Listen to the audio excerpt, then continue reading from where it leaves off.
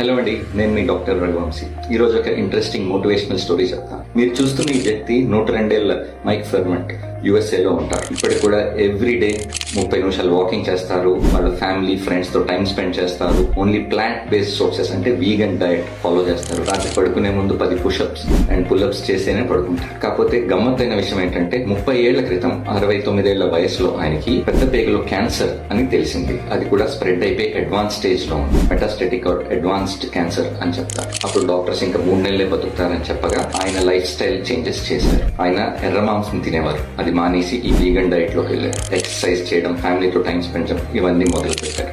కొన్నాళ్ళు అయ్యాక ఆయన బాడీలో మార్పులు చూసి డాక్టర్స్ ఆపరేషన్ చేసాక ఇప్పుడు మీరు ఆయన లైఫ్ చూస్తున్నారు. 2 నెలల క్రితం నేను ఒక 30 టిప్స్ ఇచ్చాను క్యాన్సర్ ప్రివెన్షన్ కి మనం ఫాలో అవ్వాల్సిన హ్యాబిట్స్. సో ఈ ఉదాహరణతో మనకి క్లియర్ గా తెలుస్తుంది ఏంటంటే it is never too late to start a good habit. Cancer వచ్చిన వాళ్ళని క్యాన్సర్